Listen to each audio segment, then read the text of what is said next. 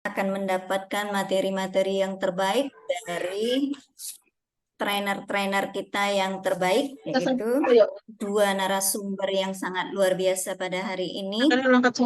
Untuk itu, mari sama-sama kita mulai dengan membaca basmalah. Bismillahirrahmanirrahim.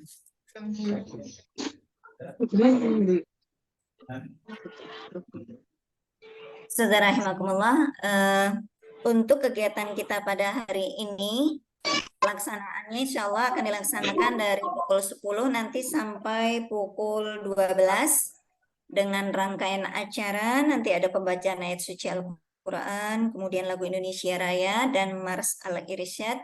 Nanti ketika lagu Indonesia Raya dan Mars Al-Irsyad tidak berdiri tetapi duduk dengan tegap gitu ya.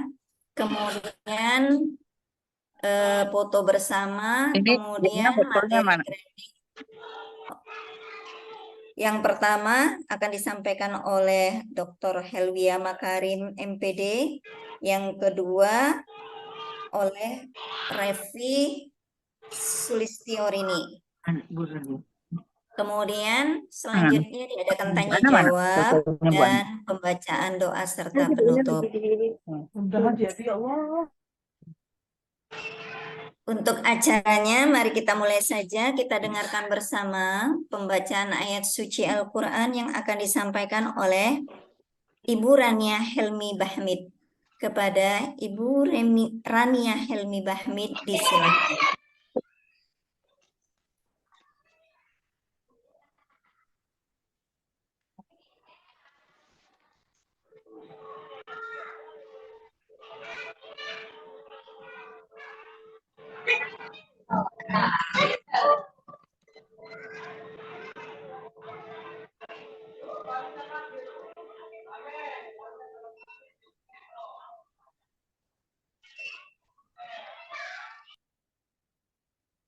Mohon kerjasamanya untuk para peserta yang luar biasa untuk mengunmute-kan audionya. Sudah siap, Ustazah Rania? Belum terlihat ya Ustazah Nur? Iya, belum terlihat ya Ustazah. Ustazah Rania? Belum terlihat. Belum masuk. Belum bergabung, Ustazah. Saya cek di namanya belum Ustazah. Oh iya, baiklah. Karena Ustazah Rania belum bergabung bersama kita, maka mari sama-sama kita, bagaimana Ustazah, kita membaca Al-Quran bersama saja? Ya, sudah masuk nih Ustazah. Oh iya, terima kasih. Selamat datang Ustazah Rania.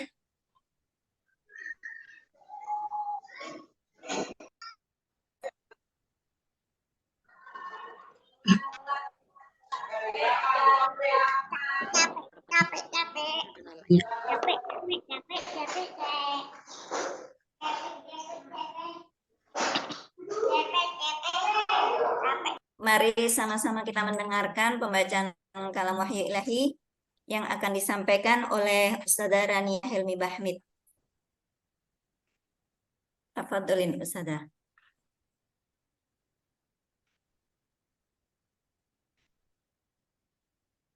Syukran, jazakillah khairan.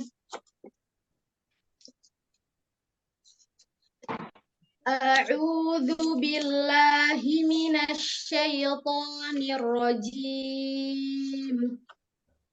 Bismillahirrahmanirrahim.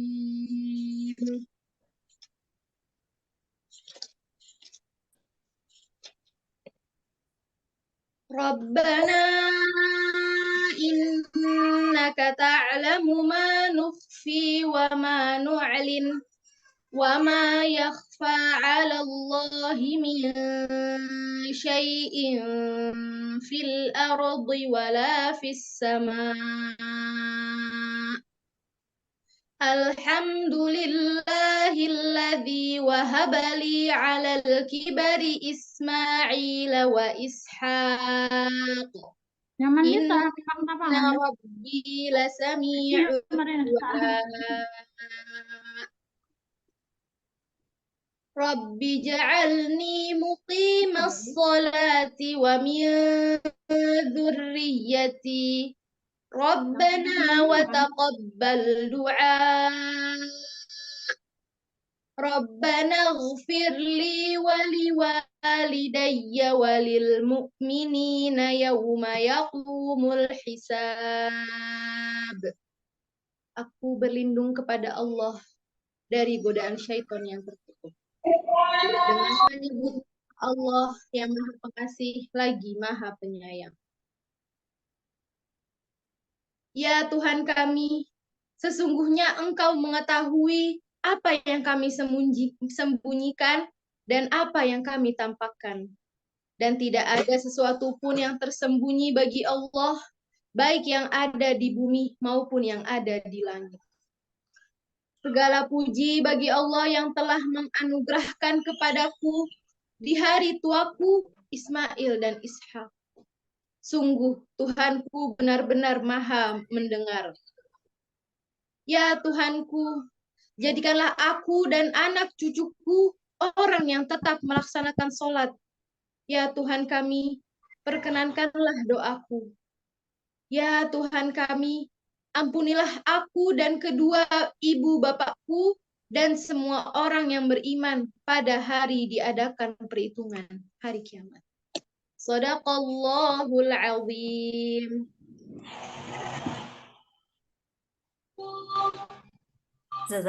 Jazakillah khair kepada Ustazah Rania Hilmi Bahmid. Ustazah rahimakumullah, semoga apa yang kita dengarkan tadi menjadikan hidayah dan rahmat bagi kita semua. Amin ya rabbal alamin. Amin. Selanjutnya, mari kita dengarkan bersama lagu Indonesia Raya dan Mars Al-Irsyad. Kepada ustaz semuanya, dimohon untuk mengunmute seluruh audionya. Kemudian kita akan menyanyikan bersama dan mendengarkan lagu Indonesia Raya dilanjutkan dengan lagu Mars Al-Irsyad. Kepada host dipersilakan.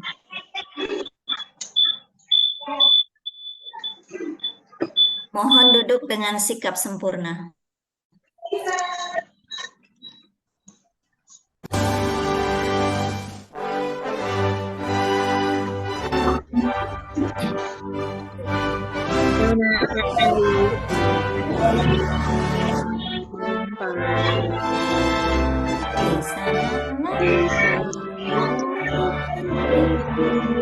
Jadi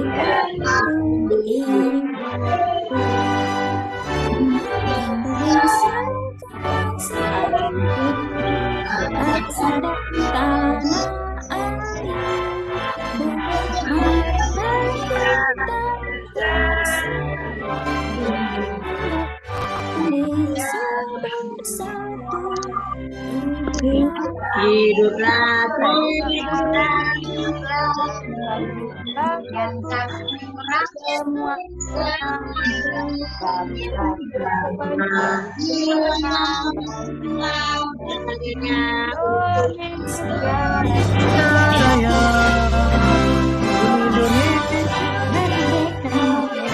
anakku negeriku yang kucinta, Indonesia merdeka, merdeka, hiduplah Indonesia Raya.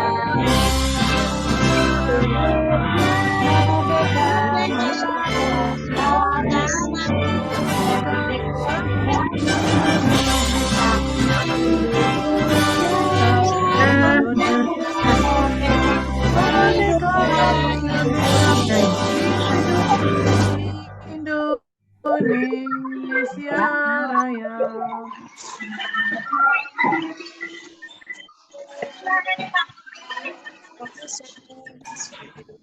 Supaya Allah, Rin.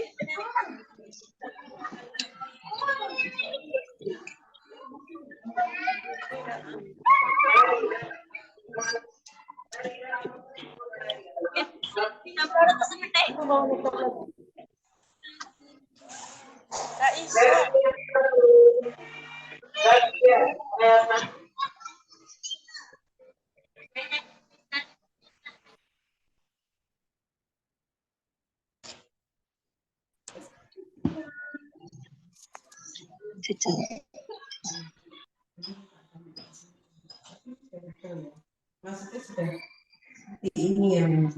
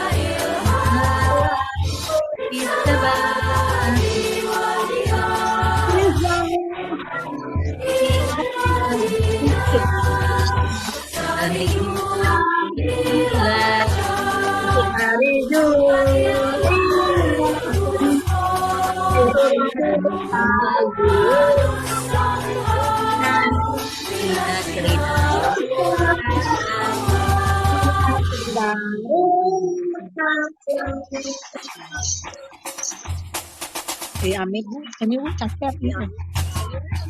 Sini Bu, bawa gede sini.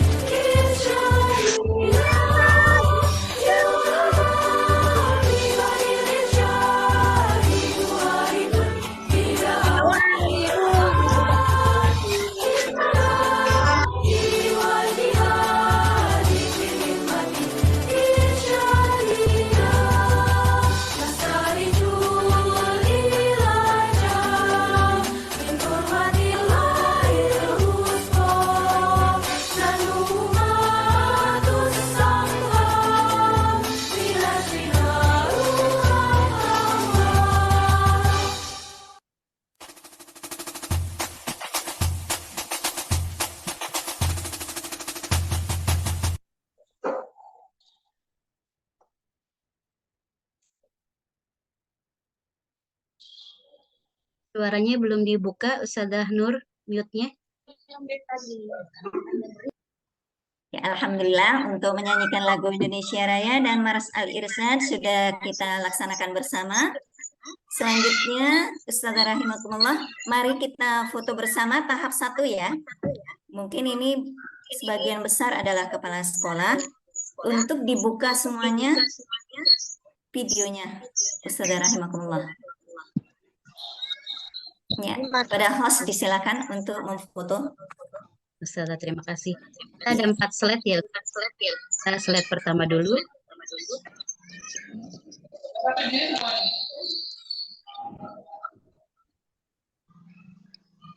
Dua.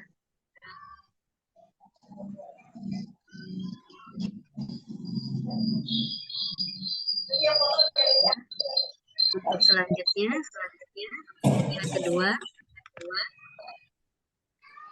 1, 2, 3.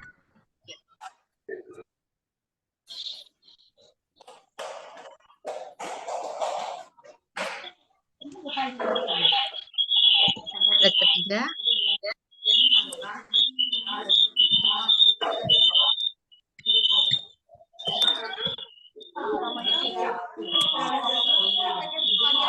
Ya. Yang terakhir, slide keempat. Tuh.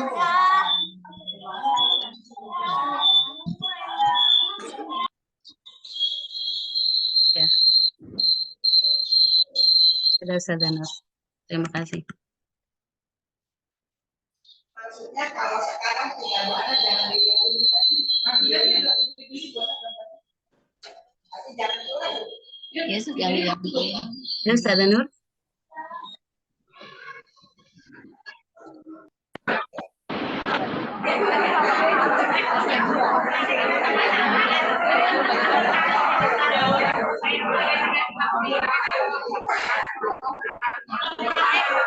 Iya. Mohon di-unmute semua mungkin untuk host bisa meng-unmute supaya nanti seluruh peserta bisa fokus untuk mendengarkan narasumber kita yang luar biasa pada hari ini. Ya, mari sama-sama kita mendengarkan materi pertama yaitu dengan judul Merdeka Bermain di PAUD yang disampaikan oleh Dr. Helwiah.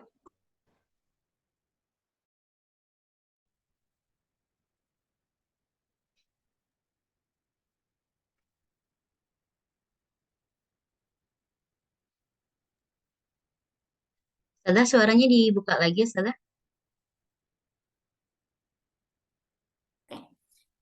Kepada Ustazah Helwiah Makarim, dipersilakan. Baik, terima kasih. Assalamualaikum warahmatullahi wabarakatuh. Waalaikumsalam warahmatullahi wabarakatuh. Alhamdulillah hari ini akhirnya ada kesempatan untuk saya bersilaturahmi pada wanita Al-Irsyad, orang-orang yang hebat, yang konsen di organisasi khususnya di bidang pendidikan. Sebelum saya mulai, karena ini bicaranya adalah anak usia dini, ibu-ibu semua boleh diberikan senyum tercantiknya. Nah, ya kan? Bagaimana coba? Sementara dari tadi mungkin sedang beradaptasi dengan signal dan lain sebagainya. Jadi saya lihat kepala sekolah dan guru-gurunya belum terlihat tersenyum gitu. Sementara kita selalu menyarankan kepada anak murid harus tersenyum. Nah, mohon untuk saat ini pelaksanaan kegiatan ini saya ingin ibu guru dan ibu kepala sekolah berikan senyum yang tercantiknya gitu ya, dan yang menurut kita paling kelihatan manis lah, cantik. Karena dengan tersenyum akhirnya membuat kita juga lebih enak, lebih bahagia, dan lebih menikmati untuk kegiatan ini. Ini hal yang sederhana ketika kita bicara tersenyum. Karena apa? Pada saat kita menyampaikan kepada anak-anak usia dini pun juga kita selalu mengekspresikan dengan senyuman. Kenapa? Karena ketika ibu kepala sekolah atau guru tidak tersenyum, pasti anaknya akan protes juga kan gitu ya. Ibu kenapa kok nggak senyum? Atau mungkin akan terfikirkan yang sederhana gitu ya, bahwa ibunya galak atau aku takut ke sekolah karena ibunya nggak ada senyum. Begitu sebaliknya, ketika kita murah senyum, terlihat cantik, anak-anak akan pulang ke rumah ngelihat ibunya di rumah tidak senyum, dia akan bilang, coba Ma senyum dong seperti ibu guru, jadi terlihat cantik. Ini hal yang sederhana. Saya yakin Ibu Kepala Sekolah ini pesertanya alhamdulillah sangat banyak, berjumlah kurang lebih 100 orang, dan saya yakin Ibu Kepala Sekolah dan guru ini adalah sudah sangat berpengalaman yang berhubungan dengan anak usia dini, berhadapan dengan anak usia dini. Saya sendiri pernah merasakan jadi kepala sekolah di PAUD kurang lebih 8 tahun. Jadi mungkin nanti teman-teman yang ada di TK Al Irsyad di Bogor gitu ya, mudah-mudahan kita bisa silaturahmi juga di Bogor. 8 tahun saya menjadi kepala sekolah, itu kepala sekolah PAUD banyak sekali pengalaman-pengalaman yang mungkin menjadi kesan buat saya, baik yang berurusan dengan anak, yang berurusan dengan orang tuanya gitu ya, atau yang berurusan dengan administrasi kelembagaan, itu pasti kita rasakan sebagai kepala sekolah. Jadi intinya Ibu Kepala Sekolah, apa yang dirasakan sebagai kepala sekolah, saya pun pernah merasakan itu selama 8 tahun. Karena dimanapun berada, yang namanya kepala sekolah PAUD pasti permasalahannya sama yang dihadapi. Begitu juga menjadi guru.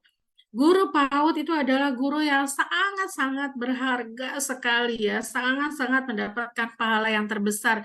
Meskipun mungkin kalau kita bicara secara nominal pasti di luar sana akan menjerit bahwa honor guru PAUD kecil gitu ya dan lain sebagainya. Tetapi tanpa kita sadari, apa yang mereka tidak tahu itu pertama dari kita. Sederhana saja, bagaimana dia bisa mengenal warna itu dari kita. Bagaimana dia bisa mengenal rasa asin manis dari kita. Bagaimana dia mengenal bernyanyi, bergerak, berteman, dan lain sebagainya juga itu dari kita. Sehingga bagaimana kita memberikan yang terbaik, yang benar gitu ya, yang tepat untuk anak-anak gitu. Karena apa yang dia dengar itu yang akan dia rekam. Dan kita nggak pungkiri ya, kadang-kadang anak-anak akan lebih nurut pada kita daripada dengan ibunya gitu ya. Meskipun mungkin ibunya mau membenarkan. Namanya guru PAUD kan manusiawi ya, ada khilafnya atau apa gitu ya. Tetapi ketika orang tua akan membenarkan, enggak kok kata bu guru seperti ini. Nah, itu jadi memang harus penuh kehati-hatian apapun yang disampaikan. Hal yang sederhana lainnya adalah sebelum masuk ke materi, bahwa ketika kita bicara anak usia dini, apa yang dia dengar, apa yang dia tangkap itu. Jadi ibu guru atau kepala sekolah ketika akan ada pembelajaran baik bahasa Indonesia, bahasa Inggris, atau bahasa Arab, atau mengaji dan lain sebagainya, maka harus diperdalam kembali karena apapun yang diucapkan ibu guru atau kepala sekolah dia akan dengar dan itu yang akan diikuti. Untuk memperbaikinya itu butuh proses, meskipun akhirnya akan berubah, tetapi it takes time gitu ya, karena perlu waktu. Ini hal yang sederhana yang awal saya sampaikan. Jadi memang perlu keikhlasan, kesabaran menjadi guru PAUD sampai kapanpun. Ketika kita memang menikmati itu, insya Allah kita akan merasakan keberkahannya gitu ya. Yang saya rasakan sampai saat ini, saya berkecimpung di PAUD itu sejak 2007 sampai sepuasnya atau sebosannya saya hingga saat ini 15 tahun masih konsen di PAUD. Jadi ketika kita memang menikmati dan tulus, ikhlas menghadapi atau berkecimpung dengan mereka itu sangat bahagia. Ya. Nah, bagaimana ini admin? Apakah saya yang share materi atau ada di sana? Boleh Ibu, mau dibantu boleh. Atau mau Ibu sendiri juga boleh, udah Vita jadiin co-host kok. Oh ya, oke. Baik. Sebentar. Ya. Apakah sudah terlihat? Sudah? Sudah. Ya. Atau mungkin dari sana aja kali ya, biar saya lebih... Boleh, boleh.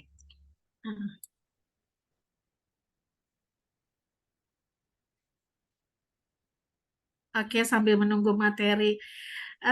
Banyak kesan yang sekarang yang kita alami dalam mengasuh pendidikan anak usia dini.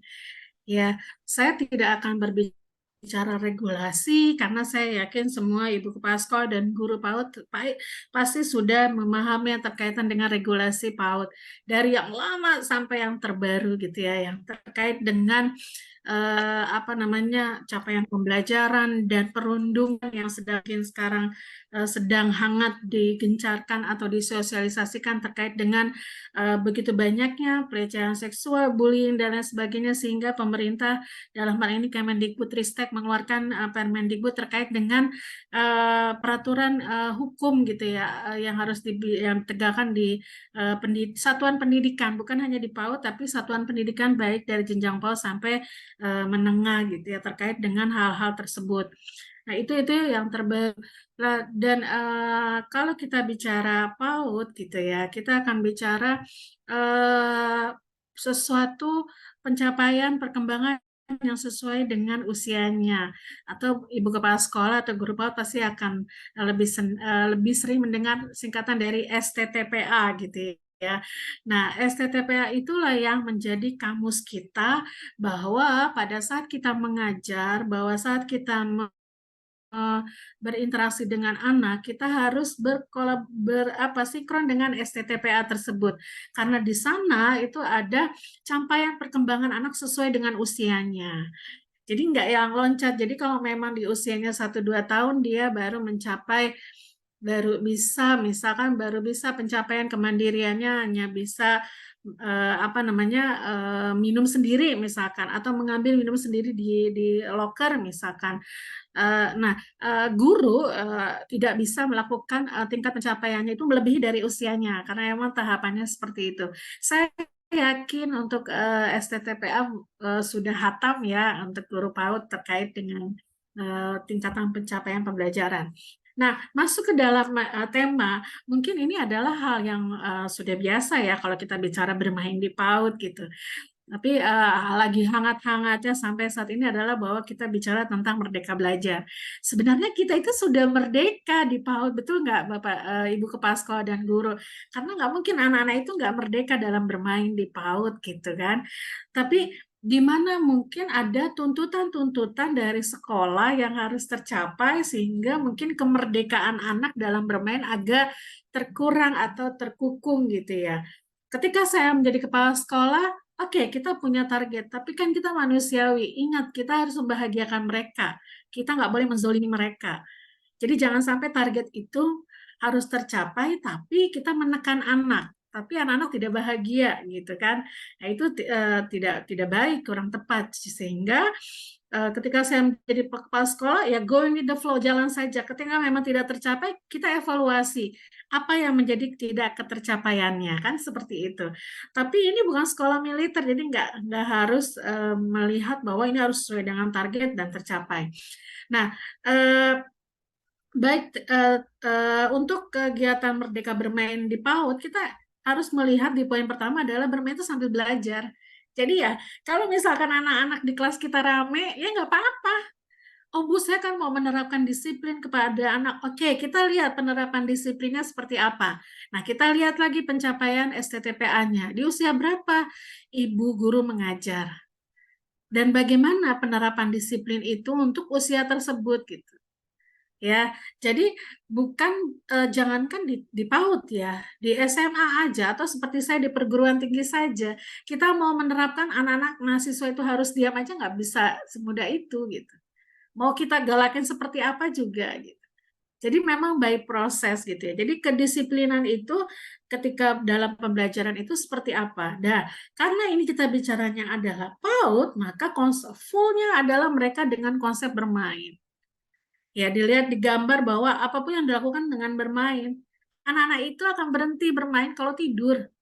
Betul ya, mungkin kalau yang punya anak di rumah tuh mungkin sampai bilang gini, kamu tuh nggak capek ya? Ibu tuh capek loh ngeliat kamu tuh dari tadi loncat-loncat. Tapi pasti dia akan jawab nggak capek gitu. Bahkan sakit saja masih gitu. Jadi sampai tidur baru gitu dia berhenti bermain gitu kan. Nah, jadi bagaimana konsepnya adalah bermain itu adalah belajar, dan di balik belajar itu adalah sambil bermain. So it's always happiness. Tindakan anak melihat dari contoh yang tadi saya sampaikan, bagaimana kita memberikan contoh. Ketika ibu bilang, anak-anak harus tersenyum, harus bahagia, harus terlihat cantik dan manis dan ganteng, tapi ibu gurunya nggak senyum. Ya kan Bu, saya lagi sakit datang bulan, misalkan gitu. Ya nggak apa-apa, guru PAUD harus profesional, tetap aja. Walaupun lagi datang bulan, tetap harus tersenyum. Ih, saya kan lagi bete Bu, tanggung bulan, nggak punya duit, nggak ada masalah, tetap harus tersenyum. Karena apa yang kita hadapi adalah mereka juga harus bahagia. Ya, jadi ketika kita juga melihat ada anak yang mungkin datangnya juga tidak bahagia ya, tapi kita kan memberikan effort buat mereka untuk tetap bahagia ketika di sekolah. Jadi dia akan lihat contoh apa yang kita lakukan. Sehingga guru tetap harus memberikan contoh yang terbaik. Sederhana. Anak-anak nggak boleh minum sambil berdiri. Ternyata ibunya pas kehausan minumnya berdiri. Ditegurlah sama anak. Bu guru tadi katanya nggak boleh minum berdiri. Kok ibu minumnya berdiri? Misalkan. Kan sebenarnya kecil ya, tetapi dia melihat lagi. Makan nggak boleh ngobrol misalkan. Ya, kita kan wajar ya, namanya guru lagi makan bakso atau apa sambil ngobrol, nanti mereka protes lagi. Jadi memang mereka melihat juga. Ini juga berlaku buat orang tua ya. Artinya anak-anak juga akan melihat. Kita nggak bisa kita lihat dari TV aja deh, media sosial. Di mana anak-anak sudah bisa bilang, kalau ibu menyakiti aku, ibu guru marah aku bunuh misalkan. Aku mau kabur aja, itu kalimat dari mana? Mungkin dari sekolah tidak, mungkin orang tua tidak, tapi anak-anak lihat media sosial, lihat TV, bergaul dengan teman, dan lain sebagainya. Jadi memang dia bagaikan kertas putih, kita mau menuliskan apa. Anak PAUD bagaikan kaset kosong, kita mau mengisinya apa rekamannya. Yang diisi lah itu yang keluar. Itu ya, saya yakin kepala sekolah dan guru-guru sudah sangat maksimal memberikan pelayanan kepada anak usia dini. Nah, belajar banyak bertanya. Jadi kalau kita belajar itu memang banyak bertanya. Nah, keseringannya adalah ketika anak-anak banyak bertanya, kita bungkam. Udah nggak usah banyak tanya, udah pokoknya kerjain aja, yang penting selesai. Gitu. Karena tadi kita ada target bahwa seminggu ini RKH-nya harus selesai nih tema ini. Gitu. Ya Bu ya, kepala sekolah, misalkan tema air. Jadi dalam seminggu ini tema air harus selesai. Jadi kalau misalkan anaknya banyak nanya tuh kayaknya gurunya stres. Nggak harus selesai, bukan harus selesai gitu. Atau mungkin orang tua juga sama gitu ya. Orang tua mungkin bikin pisang goreng, terus anaknya ikut ke dapur. Ini tuh apa? Bu, ini apa, Ma? Ini pisang goreng, ini apa? Ini terigu. Ini kenapa terigu kok dikasih air? Terus kenapa kok harus dikasih gula? Kenapa dikasih garam gitu? Padahal kan itu lagi belajar ya, dia nanya. Tapi mungkin namanya ibu-ibu pengennya cepet beres, akhirnya, udah kamu gak usah banyak nanya, udah sana aja nonton TV, nanti tahu beres pisang gorengnya jadi. Misalkan seperti itu. Atau pas jalan-jalan, misalkan ini apa, kenapa ini kok jalan tol begini, kenapa macam bla bla bla.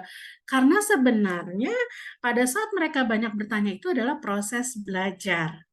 Gitu ya. Jadi curiosity-nya tinggi, keingintahuannya sangat tinggi, dan itu adalah ciri anak yang cerdas. Orang yang cerdas itu pasti banyak bertanya. Saya juga termasuk orang yang banyak bertanya, kalau belum puas saya pasti akan nanya lagi gitu ya. Tetapi kita maksimalkan, karena mungkin kita orang dewasa. Tapi kalau anak usia dini kan nggak bisa kita maksimalkan. Boleh nggak boleh banyak nanya, nggak boleh banyak nanya, nggak bisa. Jadi ibu guru mau menjelaskan anak-anak, ibu guru mau menjelaskan di tengah tema air. Jangan banyak nanya ya. Nggak bisa Bu, jangan dibungkam mereka untuk tidak bertanya. Tapi kita juga harus hati-hati, karena pertanyaan mereka terkadang di luar nalar kita. Gitu ya. Mungkin kita lagi bahas tentang air, tapi dia lihat Bu Guru jilbabnya bagus. Dia akan nanya, Bu Guru jilbabnya bagus. Atau Bu Guru kok jilbabnya belum ganti sama yang kemarin. Sebenarnya pertanyaan di luar konsep, tapi ya itulah dia tidak bisa kita mengatur seperti sekolah militer. Nah, yang berikutnya adalah ketika kita bicara merdeka belajar, merdeka bermain gitu ya, atau MBKM dan lain sebagainya, itu kita melakukan eksplorasi. Sebenarnya eksplorasi di PAUD itu sudah dari dulu. Hanya sekarang ditekankan kembali. Karena apa? Saat ini selalu target itu yang tadi saya bilang, ketika ada target tema yang harus tercapai sehingga eksplorasinya pun tidak banyak. Padahal sebenarnya mereka harus banyak bereksplorasi. Atau kalau kita lihat iklan Rinso gitu ya, kotor tuh belajar kan gitu. Jadi nggak apa-apa gitu, mereka bereksplor bagaimana kita membuat gunung meletus. Dari apa Bu? Terigu, pakai sprit gitu ya. Terus pakai apa lagi sih gitu kan? Akhirnya kayak gunung meletus kan, bereksplor. Dan banyak lah ya, saya yakin ibu guru dan ibu kepala sekolah sudah banyak lah untuk mengeksplorasi. Jadi lakukanlah itu gitu. Sehingga anak ketika bereksplorasi, mereka akan berimajinasi, mereka akan berhayal. Ketika sudah berhayal, berimajinasi, asah otaknya. Gitu ya. Dan ingat, selalu disesuaikan dengan tingkat pencapaian usianya. Jadi apapun yang dibuat dari program tahunan, program semester, program bulanan, program mingguan, dan program harian harus mengacu kepada STTPA. Jangan loncat dari situ. Nah, boleh dikombinasikan dengan capaian pembelajaran di kurikulum Merdeka Bermain di PAUD. Jadi di kurikulum Merdeka Bermain di PAUD itu memang istilahnya adalah capaian pembelajaran atau CPL. Tetapi tetap kombinasinya adalah dengan STTPA, karena di STTPA itu lebih jelas usianya. Dari mulai 0 sampai 6 tahun, tingkat pencapaiannya apa aja. Jadi kita nggak boleh loncat dari situ. Sehingga nggak menyalahkan, kenapa anak saya kok lambat ya untuk bicara, kenapa anak saya kok lambat ya pertumbuhannya, kok anak dia lebih cepat ya. Kita kan membandingkan dengan anak orang lain, tapi kita nggak lihat STTPA, anak kita tuh sebenarnya di usia berapa, anak tetangga itu usia berapa gitu ya. Jadi eksplorasi silakan kembangkan semua, banyak caranya. Guru-guru sekarang sudah sering dilatihkan. Pelatihan PAUD saya yakin banyak sekali lah, dari mulai PAUD, dari mulai Dinas Pendidikan, Direktorat PAUD, dan lain sebagainya terkait dengan pembelajaran dan eksplorasi. Nah, berikutnya adalah stimulasi yang berkualitas dengan bermain. Nah, itu tadi.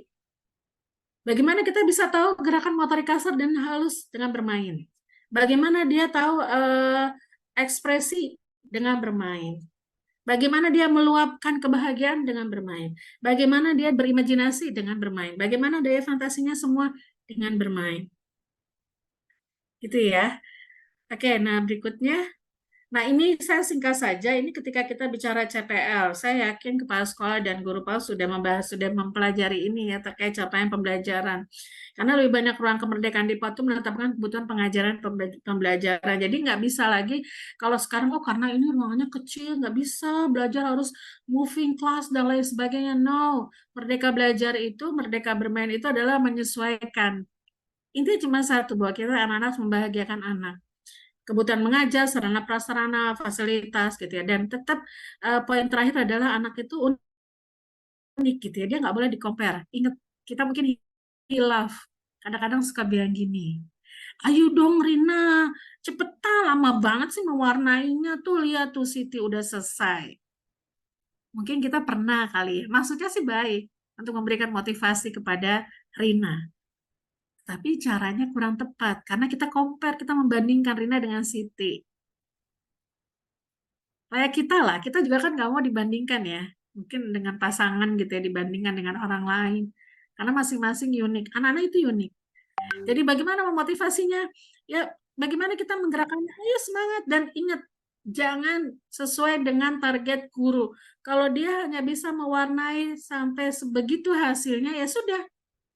Jangan kita berharap dia harus bagus, tidak keluar garis gitu ya, harus segala macam, enggak. Saat itu dia selesai seperti itu, sudah. Kita lihat besok, pasti yakin akan ada progres. Gitu ya. Nah, berikutnya.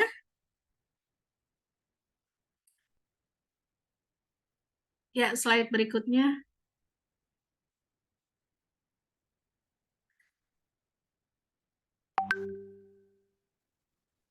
Ya, nah ini adalah hal yang paling hangat mungkin ya ketika bicara PAUD ke SD.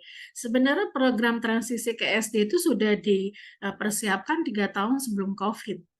Tetapi kita terpending karena ada COVID, maka program-program pun tertunda. Sehingga mengatakan PAUD transisi ke SD itu baru sekarang.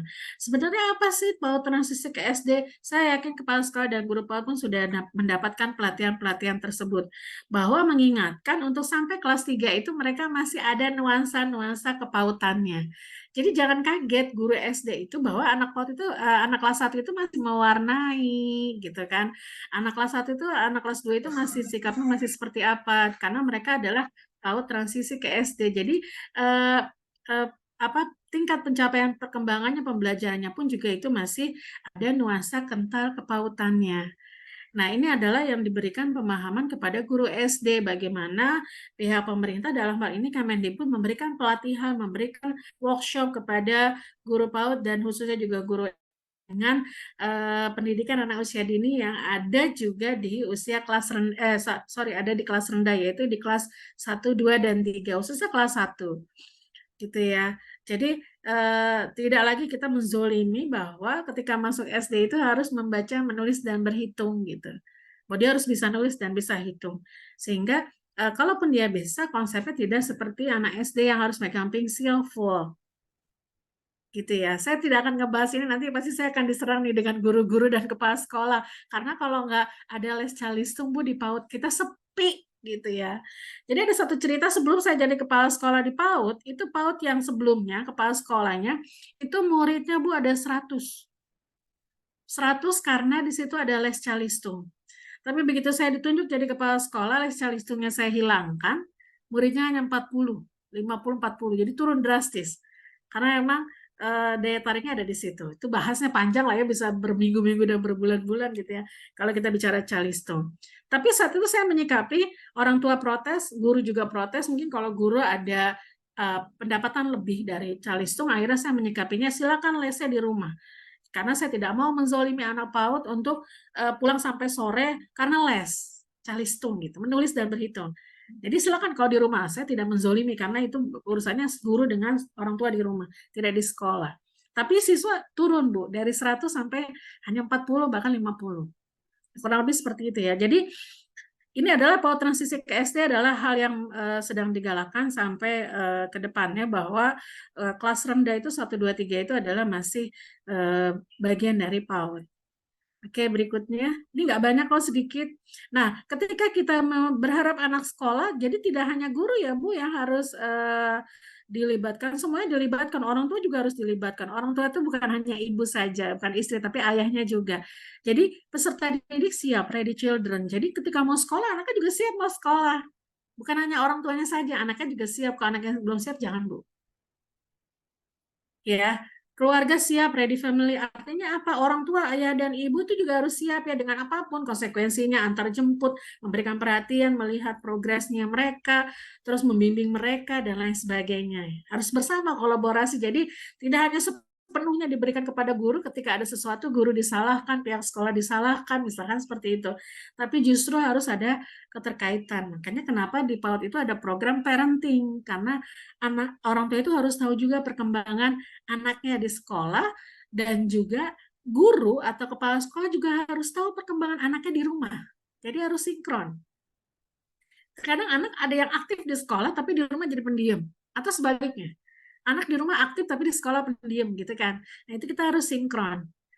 Nah, yang berikutnya adalah sekolah siap, ready school. Jadi artinya siap dengan semua untuk menghadapi anak-anak datang ke sekolah, bukan hanya secara gedung atau apa harus difasilitasi, tapi semuanya, perangkat pembelajarannya, kurikulumnya, medianya, konsep pembelajarannya, gurunya harus di-drill lagi, bagaimana cara menyikapinya. Karena kesiapan sekolah merupakan yang dibangun ya, kemitraan. Jadi kalau kita bicara kemitraan PAUD itu, kalau kita bicara PAUD itu semuanya mencakup dari mulai taman kanak-kanak, RA, kelompok bermain, satuan pola sejenis, taman penitipan anak gitu ya. Dan termasuk juga SD, sekolah rendah. Ya. Jadi semua harus siap, tidak hanya sekolah saja, tidak hanya guru saja, orang tuanya juga harus siap. Nah, komponen kesiapan sekolah itu tadi ya, emosinya, karena kan ya tahu sendiri lah, kita lagi dapat tamu bulanan kan turun naik. Kalau kita lagi tompes turun naik kan gitu ya. Lagi bete ya gitu kan. Tapi tetap guru PAUD harus profesional, pas sekolah harus profesional. Udah sampai sekolah, tinggalkan dulu masalah-masalah, kita harus bahagia dengan mereka. Terus keterampilan sosial, nah itu tadi bagaimana kita bisa berinteraksi. Jadi kita juga harus mengimbangi bagaimana kita berinteraksi dengan orang tua yang beragam profesi. Ada yang mungkin di bawah kita usianya, ada yang mungkin di tengah sebaya dengan kita, atau mungkin ada nggak orang tua yang di atas usia kita. Bisa, profesi juga beragam, tapi bagaimana kita bisa berinteraksi dengan mereka. Kematangan kognitifnya gitu ya, bagaimana kepemikiran kita juga, pengembangan motoriknya itu yang tadi, bagaimana kita juga ready to school untuk mengajar kepada anak-anak. Saya yakin guru dan kepala sekolah ini sudah expert. Nah, ini adalah bagian dari capaian pembelajaran yang Bapak Ibu sudah Ibu sudah melihat dari kurikulum di Merdeka Bermain di yang terkait yang sudah dibagikan ya. Saya yakin di semuanya sudah tahun ini mungkin sudah banyak yang mengaplikasikan. Bahkan mungkin kalau yang sudah menerapkan sekolah penggerak sudah pasti ini adalah hal yang harus dilakukan gitu. Tapi ingat, jangan sampai kita menzolimi anak-anak. Oke, next. Nah, lebih baik pijakan bagi anak memahami dirinya. Jadi anak-anak tuh harus memahami identitas mereka dan juga memberikan pemahaman kepada mereka dan juga membangun kepercayaan diri. Terus juga anak-anak memberikan identitas positif. Sebenarnya 1 sampai 6 ini ada di 1 sampai 4 ini ada di capaian pembelajaran dan di STTPA. Jadi sehingga ketika kepala sekolah dan guru membuat sampai luaran RKH, itu pasti akan mengacu kepada STTPA, bagaimana melihatnya, memahami, dan segala macam. Ya, mungkin ini Bu, hal yang terpenting adalah yang mau saya sampaikan ini, pengalaman saya jadi kepala sekolah, bisa nggak kita tidak mengenalkan tema family dengan harus kita menghadirkan foto keluarga. Karena pengalaman saya jadi kepala sekolah, itu saya menghapuskan program itu. Maksudnya gini, kita harus punya foto keluarga gitu. Terus foto keluarganya taruh di locker, kan suka gitu ya kalau di PAUD. Waktu itu saya hilangkan program itu. Kenapa? Tapi temanya tetap ada, tema keluarga. Kita ambil aja gambar lah, ibu, ayah, kakak, adik, nenek, kakek kan gitu. Tapi nggak ada foto keluarga. Kenapa? Karena anak-anak itu kan beragam, Bu. Bisa saja orang tuanya sudah meninggal. Bisa saja orang tuanya sudah bercerai. Gitu kan? Bisa saja dia tinggal sama nenek. Karena pada akhirnya ketika harus masang foto itu menjadi menjaga perasaan dan mereka tersinggung, mereka sedih, mereka nggak mau sekolah, kita jadi imbas. Gitu. Kita harus jaga perasaan mereka. Jadi ada baiknya untuk tema keluarga yang harus memasang foto atau mungkin mendatangkan keluarga lengkap. Kan ada yang suka gitu ya, tapi mudah-mudahan di sini enggak ya. Ada yang suka tema keluarga itu keluarganya harus datang atau fotonya taruh di locker gitu. Biasanya suka gitu. Kalau saya selama jadi kepala sekolah itu langsung saya hapus. Tapi tema keluarganya tetap ada, dia harus kenal keluarga. Nah yang terakhir kita lihat 4 ini Bu. Inilah dia yang dimaksud dengan anak usia dini. Dia unik. Ibu punya anak murid 20, 20-20-nya pasti beda. Ya. Atau ibu punya anak di rumah 2 atau 4, padahal dari rahim ibu sendiri, tapi beda juga. Ya. Kadang kita juga gitu, kok anak pertama, anak kedua kok kayak gini, anak gitu ya. Itu dalam, maksudnya anak itu dari rahim kita. Apalagi di sekolah, rahimnya beragam kan, ibunya, orang tuanya banyak. Unik. Jadi dengan keunikan itulah kita nggak bisa membandingkan. Ya. Lalu tadi cerdas, dia tuh banyak tanya. Jadi jangan di-cut ketika mereka masih haus untuk bertanya. Karena kecerdasan itu tergali dengan mereka bertanya. Penasaran kan? Gitu. Jadi kalau misalkan ibu mengajarkan terus anak banyak nanya, bagus Bu. Berarti materi yang ibu sampaikan itu menarik buat dia. Tetapi sebaliknya, jika ibu menyampaikan materi terus anak nggak banyak bertanya, ibu harus mengevaluasi diri. Jangan-jangan materi yang saya sampaikan tidak menarik atau membosankan. Gitu ya. Main aja Bu, dia lihat daun gitu. Yang satu warna kuning, satu warna hijau, dia pasti kan nanya, apa bedanya nih Bu, daun kuning dan hijau, kan gitu. Ya kan, dia banyak nanya. Padahal kita cuman ngajak dia main, tapi dia nanya. Bawa aja ke halaman, pasti pertanyaannya seabrek. Di luar nalar kita kadang-kadang. Nah, yang berikutnya adalah bermain. Saya bilang, dari mulai datang sampai pulang lagi, pasti dia bermain. Dari mulai bangun tidur sampai mau tidur lagi juga pasti dengan bermain. Itulah anak-anak. Sama kayak kita kan. Kita juga perlu kan bermain. Apa loh istilahnya, mau healing atau apa gitu ya. Kumpul sama teman-teman sefrekuensi misalkan kan gitu. Kan perlu bermain. Ternyata bukan kita saja, anak-anak juga, apalagi anak-anak. Dan yang terakhir adalah ceria. ya Bu. Jadi anak-anak PAUD itu harus ceria, harus bahagia. Jadi bagaimana kita mau membuat mereka bahagia, mau banyak membuat mereka ceria, tapi kitanya tidak memberikan signal-signal itu gitu. Ketika kita nggak bisa tersenyum, terus ketika kitanya agak kurang ramah gitu kan membuat mereka takut ya. Jadi bagaimana dia mau berekspresi, bagaimana dia mau bertanya karena ketakutan tersebut. Gitu ya. Itu saja mungkin dari saya. Sebenarnya banyak sih ya kalau mau kita gali ya. Saya sempat ada menulis 2 buku yang terkait dengan anak usia dini, yaitu yang pertama adalah merawat mengasuh Batita gitu ya. Itu dengan 4 orang dari UNJ, terus juga dari IGTK dan dari saya akademisi, diterbitkan oleh Direktorat PAUD Kemendikbudristek waktu itu pada 2007 kalau nggak salah. Terus yang kedua adalah pertumbuhan dan perkembangan anak usia dini, itu dibuat oleh saya dan juga praktisi PAUD, sama dicetak oleh Kemendikbudristek. Jadi banyaklah hal-hal yang kalau kita bicara PAUD itu nggak habis-habisnya Bu. Tapi intinya cuma satu, kita tuh harus ikhlas dan bahagia dengan mereka. Ibu kalau nggak percaya, Ibu coba deh sekali-sekali Ibu diem aja atau memantau gitu, celoteh mereka itu lucu-lucu gitu. Tapi intinya satu, kita harus senyum dulu, kita harus bahagia dulu supaya mereka nyaman dengan kita. Gitu ya, itu mungkin dari saya. Terima kasih. Assalamualaikum warahmatullahi wabarakatuh. Waalaikumsalam. Waalaikumsalam warahmatullahi wabarakatuh. Alhamdulillah. Masya Allah ya, Ustazah Helwiah menyampaikan materinya dengan sangat gamblang pada kita semua, bagaimana kita menjadikan anak-anak kita merdeka bermain di PAUD. Teman-teman semua nanti menyimpan dulu pertanyaannya ya, nanti akan kita gabungkan pertanyaannya di setelah materi kedua. Insya Allah Ibu Helwiah ini memiliki segudang pengalaman ya,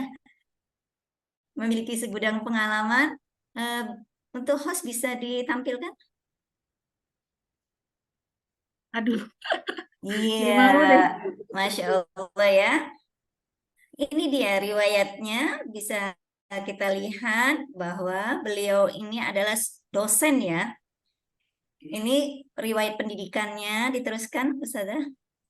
Riwayat pendidikannya di sekolah dasar, sekolah menengah, S1, S2 sampai S3 di Universitas Pakuan Bogor, program doktoral manajemen pendidikan. Nah, beliau adalah doktor ya dari manajemen pendidikan. Pengalamannya dosen di Universitas Juanda Bogor ya dari tahun 2005 sampai 2019, kemudian dosen Universitas Terbuka dari tahun 2007 sampai 2010, Masya Allah ya.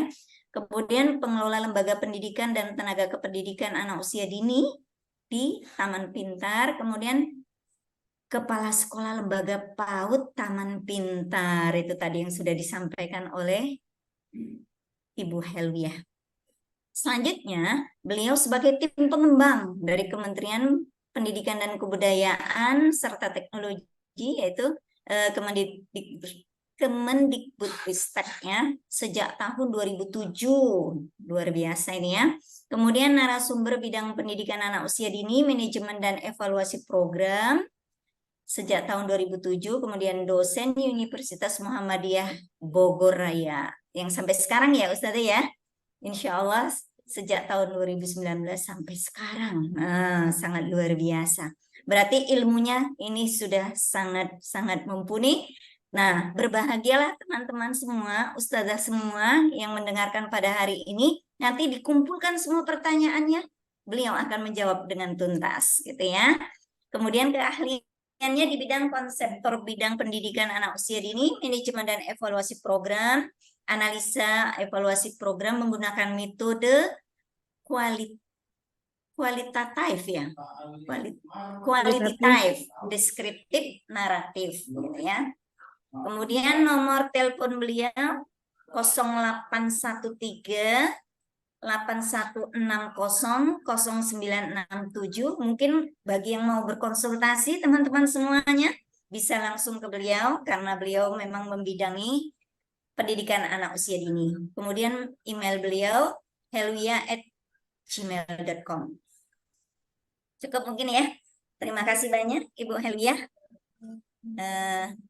Untuk sebagai narasumbernya pada hari ini, kita tunggu nanti pertanyaan berikutnya setelah sesi kedua. Ustazah rahimakumullah, mari sama-sama kita mendengarkan untuk sesi yang kedua, yaitu Montessori Method History and Philosophy Exercise of Practical Life yang akan disampaikan oleh Ustazah Revi Sulistiorini Esos. Kepada Ustazah disilahkan. Baik, terima kasih. Jazakallahu khairan, Ustazah Nur Sabiha.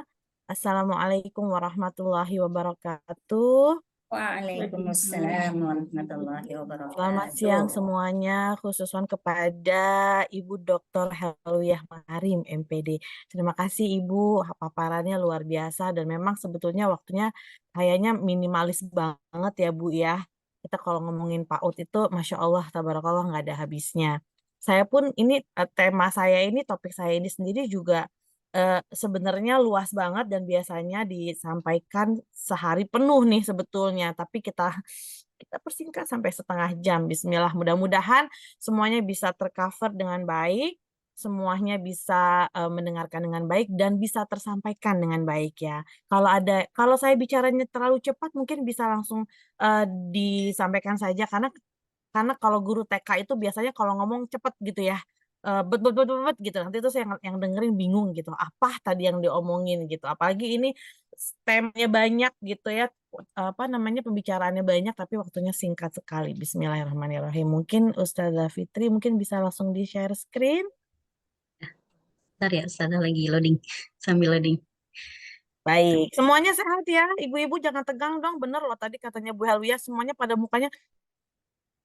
Mungkin kalau kita foto sekarang tuh mukanya semua pada nggak tahu apa karena topiknya berat, kayaknya saya rasa nggak juga ya, semuanya berkaitan dengan pekerjaan kita sehari-hari gitu kan ya. Nah, jadi relax sedikit. Ini kalau sayangnya ini online ya. Kalau offline semuanya udah saya ajak joget sebetulnya.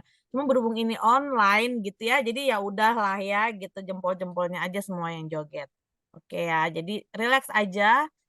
Dan mohon maaf karena waktunya juga agak terburu-buru, bukan terburu-buru, maksudnya kemarin itu pembicaraan kita agak cepet ya, jadi mungkin ada beberapa slide yang akan ada bahasa Inggrisnya, tapi saya akan presentasikan dalam bahasa Indonesia. Baik. Bismillahirrahmanirrahim ya, siap. Oke, terima kasih Ustazah Fitri. Baik. Montessori Philosophy, Method, and Practical Life Exercise. Jadi di sini pastinya ada 3 topik yang akan kita bicarakan. Filosofinya, metodenya, dan salah satu dari kurikulum Montessori adalah Practical Life Exercise. Itu yang akan kita bahas hari ini. Oke. Sekarang boleh menulis di kertasnya masing-masing ya, ibu-ibu semua ya. What do you know? Apa yang Anda ketahui tentang metode Montessori, filosofi Montessori, dan Practical Life Exercise? Silakan ditulis sendiri di kertasnya atau di bukunya. Ya. Nah, sambil menulis kita lanjut ke slide kedua. Nah, ini dia sejarah dan perkembangannya. Tapi jangan nyontek sama yang ini ya. Yang saya minta adalah yang Ibu ketahui sendiri. Artinya sebelum saya menampilkan slide ini, silakan ditulis ya yang tadi, slide yang what do you know tadi ya. Itu untuk assessment saya sendiri juga nantinya. Sejarah dan perkembangannya. Jadi metode Montessori itu sebetulnya ditemukan oleh dokter pertama wanita di Italia yang bernama Maria Montessori. Beliau pertama kali menerapkan metode Montessori di sekolah yang bernama Casa de Bambini. Kemudian metode ini berkembang pesat setelah tahun 1950. Jadi memang metode Montessori ini sudah ada sejak lama ya. Oke. Nah, ini salah satu quotation dari Dr. Maria Montessori yang saya suka. Artinya adalah artinya kalau kita bahas Indonesia kan adalah apa yang kita perbuat akan kita ingat dengan mudah. Itu kurang lebih arti singkat bahasa Indonesianya. What the hand does, the mind remember. Jadi dari metode ini sudah pasti anak-anak harus bisa harus belajar melakukan semuanya sendiri. Jadi tidak kita jelaskan tapi kita contohkan. Nah, cocok nih dengan penjelasan Ibu Helwiah ya, berdasarkan contoh ya, bukan dari jadi ya anak-anak kita sekarang mau belajar menuang air. Nggak perlu, karena mereka cukup kita presentasikan saja, mereka akan mencontoh apa yang sudah kita lakukan tadi. Nah, seperti itu. Jadi cocok banget nih tadi sama yang Bu Helwiyah sampaikan. Nah, sekarang what do you want to know? Saya minta ibu-ibu semua untuk menuliskan apa yang ingin Anda ketahui tentang metode Montessori, filosofi Montessori, dan practical life exercise. Again, ini akan menjadi suatu assessment buat saya ya. Apakah nanti kira-kira slide-slide saya yang berikutnya bisa mengcover pertanyaan dari ibu-ibu semuanya ya. Kalau memang sudah ada yang terjawab, oh ternyata pertanyaan saya nomor 1 ini yang saya mau tanyain udah kejawab, oh ya udah silakan dicoret. Jadi akan lebih mempermudah ibu-ibu semuanya. Ya, oke, silakan ditulis. Nah, ini dia gambaran dari pendekatan metode Montessori. Kita lihat itu ada segitiga ya, development of the whole child. Jadi perkembangan anak secara holistik, secara keseluruhan itu terdiri dari 3 hal. Physically atau secara fisik, intellectually atau secara intelek, ya secara kognitif, kemudian spiritually, secara spiritual. Artinya bagaimana kesehatan emosi, sosial emosinya. Ini harus juga berjalan dengan baik untuk membangun seorang anak yang tumbuh dengan holistik atau dengan keseluruhan ya. Nah, ini semua, Ustazah Fitri boleh balik lagi ke yang tadi sebelumnya, saya mau menjelaskan yang sebelah. Nah, menggambarkan segitiga ini itu sudah melalui observasi yang dilakukan oleh Dr. Montessori, Dr. Maria Montessori, ya, untuk sambil mengembangkan metode pembelajaran Montessori. Jadi bukan tercipta dengan sendirinya atau Dr. Maria Montessori ya udah pokoknya dia bikin atau berpendapat seperti ini kemudian dia membuat segitiga ini, tidak. Tapi beliau membuat ini dengan percobaan dengan observasi yang cukup lama ya. Begitu. Boleh lanjut Ustazah Fitri? Terima kasih. The philosophy atau filosofinya. Setiap anak itu memiliki personal dignity, harga diri yang baik ya. Itu sudah fitrah sebetulnya. Jadi kita sebagai orang dewasa harus menghormati dan menghargai gitu ya.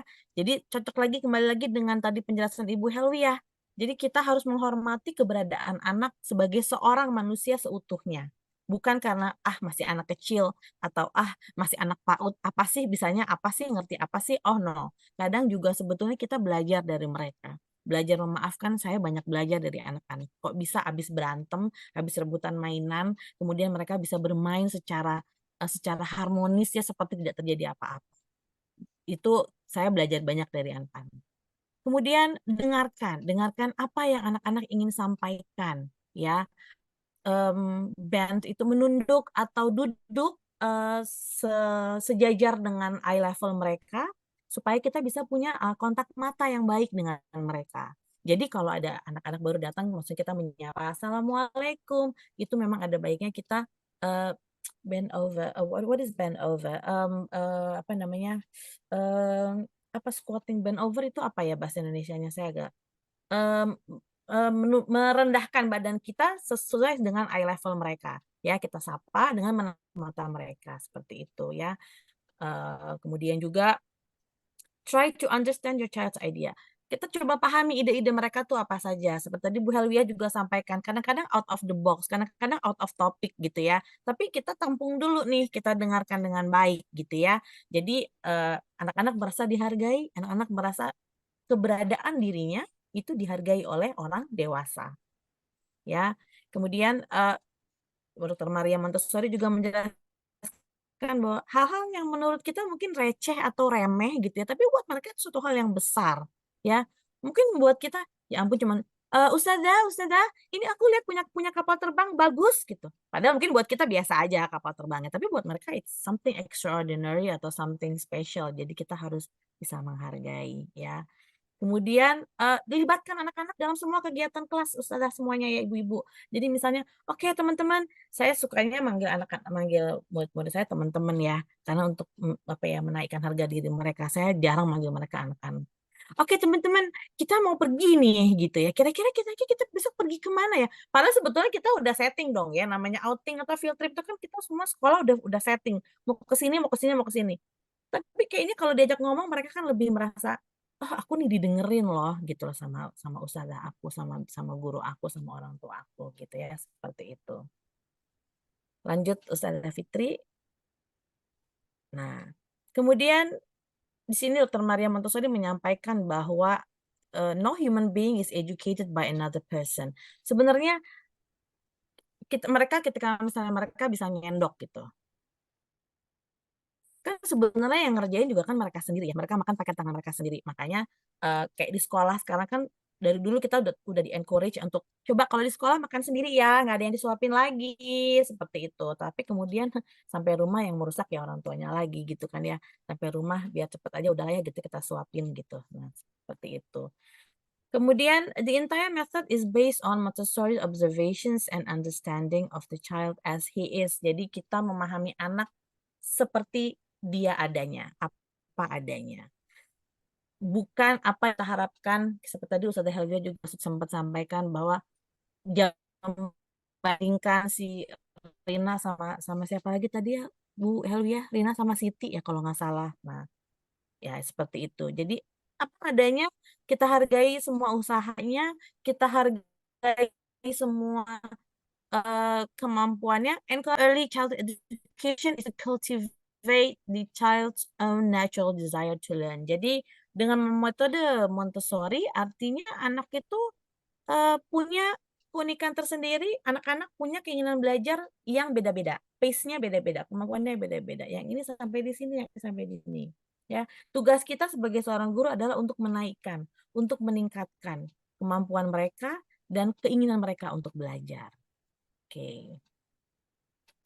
Nah, Dr. Maria Montessori membagi 4 perkembangan sesuai dengan umur atau usia anak, yaitu 0 sampai 6 tahun, dibagi menjadi 2, yaitu 0 sampai 3 unconscious observant mind, artinya 0 sampai 3 tahun.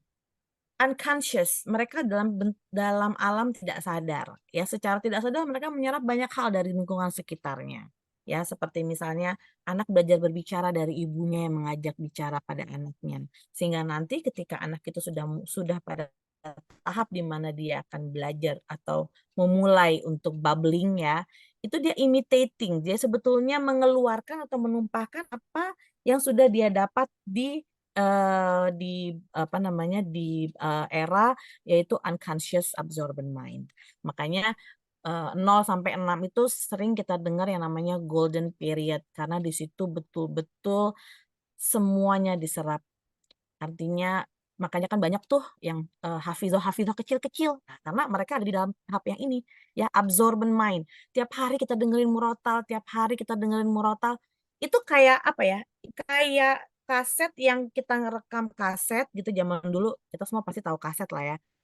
Seumuran sama kita lah ya. Kita ngerekord kaset gitu ya. Nah, pada saat umur dia di saat memang pada tahapnya dia akan mengeluarkan semua itu, kita kayak ngeplay kasetnya gitu ya, semua dimainkan apa yang sudah dia dapat gitu. Jadi kalau istilahnya buat saya buat Maria Montessori juga tuh nggak ada tuh yang namanya anak nakal, itu kayaknya nggak ada sebetulnya. Dia cuma imitating ya, mencontoh dari absorbent mind tadi. Kemudian 3 sampai 6 adalah conscious absorbent mind. Artinya secara sadar penuh anak ini sudah menyerap, dia secara sadar penuh. Makanya ada mulailah dia masuk ke PAUD ya. Pendidikan anak usia dini dimulai dari umur 3 tahun itu kelas apa tuh, preschool ya.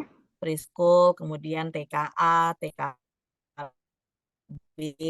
ya kan. Nah, karena mereka 6 sampai 12 tahun disebut tahapan anak-anak ya, childhood. 12 sampai 18 itu adolescence, jadi ABG ya. Apa namanya? Itu pra dewasa ya, adolescence. Kemudian 18 sampai 24 tahun, Maria Montessori menyebut tahapan ini sebagai transition to adulthood, artinya transisi menuju ke menjadi orang dewasa. Seperti itu. Boleh dilanjut. Nah, ini menurut Bloom ya. From conception to age 4, the individual develops 50%. Jadi dari janin di dalam rahim sampai di usia 4 tahun, otak manusia itu mencapai 50% dari kematangan intelligence-nya. Luar biasa ya. Jadi jangan meremehkan memang orang hamil. Orang hamil itu di dalamnya itu semuanya sedang terbentuk dengan sempurna. Ya, intelligence-nya. Makanya ibu hamil harus bahagia, harus happy, harus wah pokoknya luar biasa. Ya, karena ini bahaya karena ini akan buntutnya pada saat kepada mereka sampai dewasa nanti, ya. Kemudian children absorb information from the environment. Jadi ini isinya benar-benar sama banget sama apa yang Ibu Helwiyah tadi sampaikan. Anak-anak menyerap semua dari lingkungan mereka. Makanya penting sekali buat para kepala sekolah, pada para guru itu untuk membentuk satu lingkungan sekolah yang sehat untuk anak-anak. Sehat bukan hanya sekedar secara sehat fisik, tetapi sehat secara tadi apa namanya itu mentally ya, spiritually itu harus benar-benar semuanya holistik secara sehat. Baik. Nah, ini sensitive periods. Nah, anak-anak itu memiliki beberapa sensitive periods atau periode sensitif di mana anak-anak itu bisa belajar dengan mudah. Sensitive period ini maksudnya bukan berarti dia jadi baperan ya, bukan. Maksudnya di mana memang pada tahap ini anak-anak akan lebih mudah untuk sangat menyerap apa yang kita ajarkan.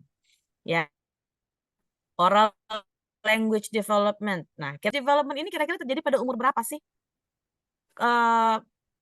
Kemampuan untuk perkembangan untuk berbicara, untuk bahasa.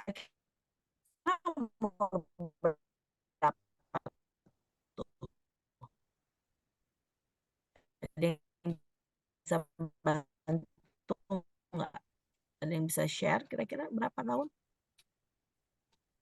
Kira-kira umur berapa nih anak-anak ada di tahap oral language development? 1 tahun, 2 tahun, 3 tahun, 4 tahun?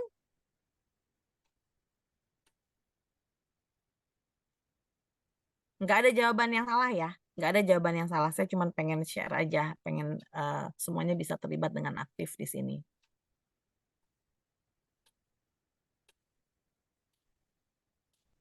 Nggak ada yang bisa jawab?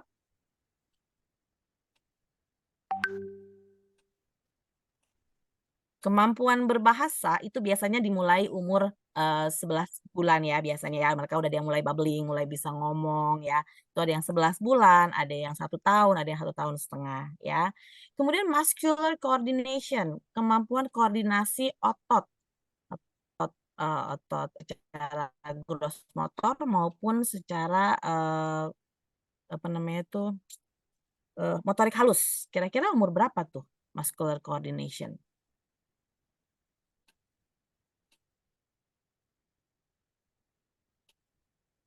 Umur 3 tahun kah? Umur 4 tahun kah? Perkembangan gross motor atau kemampuan motorik?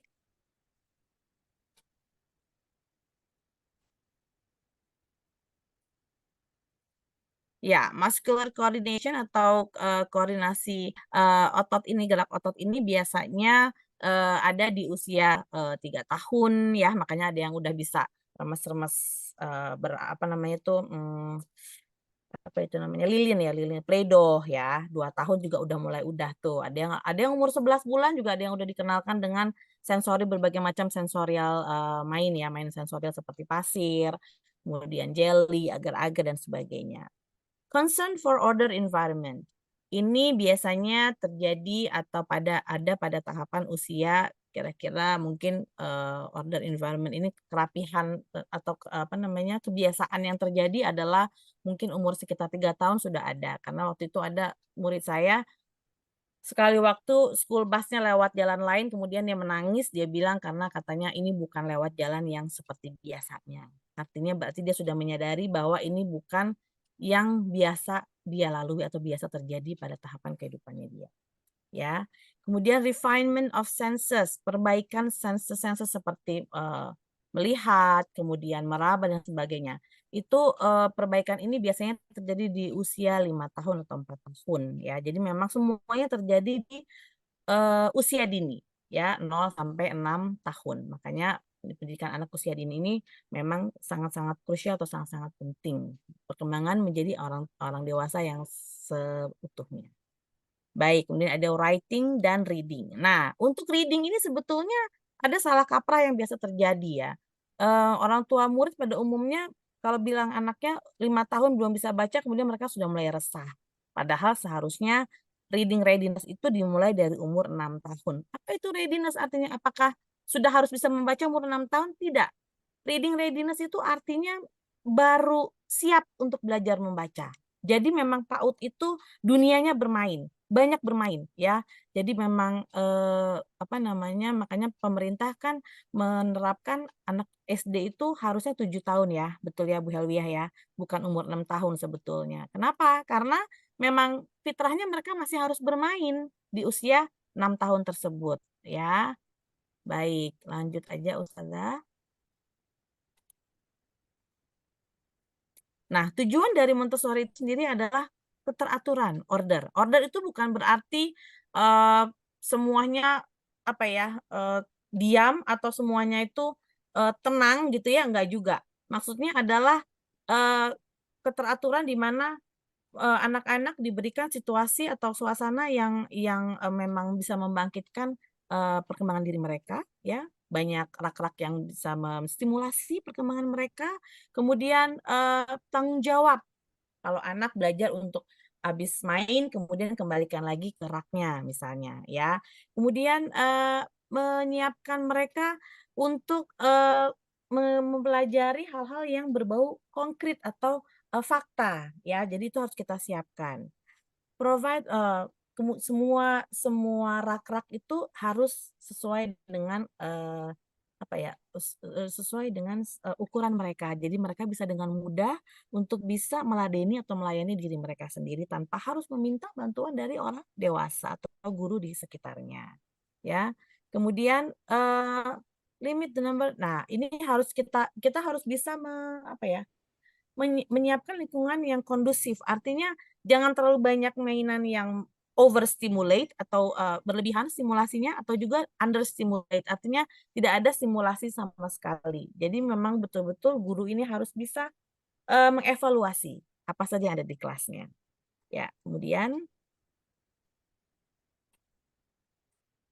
lanjut Ustazah, konsentrasi. Nah, anak-anak harus bisa bekerja secara mandiri, secara apa ya, untuk mengembangkan konsentrasi mereka. Jadi kita harus bisa mengatakan pada anak-anak yang lain menghargai teman yang sedang bekerja, tidak mengganggu dan sebagainya.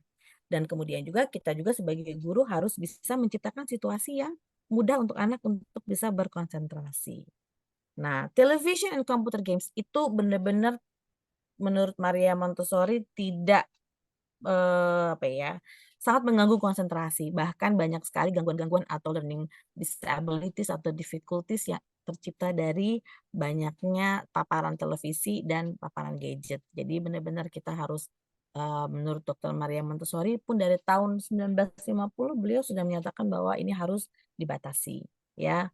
Free play outside or inside, boleh bermain di luar, boleh bermain di dalam kelas, kemudian bekerja sama dengan teman sebayanya, guru saja, tapi juga dari teman sebayanya dan dari orang-orang dan dari lingkungan sekitarnya. Seperti itu.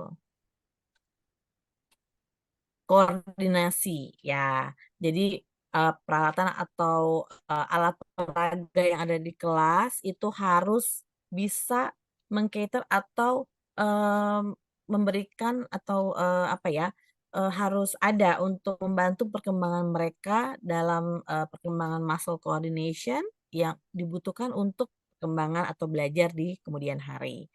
Kemudian bermain di luar dan bermain di playground ya bersama-sama dengan temannya itu juga sangat membantu untuk mengembangkan otot-otot mereka. Jadi kadang-kadang saya pernah dulu kerja sebagai research and development di sebuah sekolah franchise di Jakarta yang saya lihat minim sekali waktu bermainnya. Artinya isinya semua belajar, belajar, belajar di kelas, di kelas, di kelas, worksheet, worksheet, worksheet, worksheet.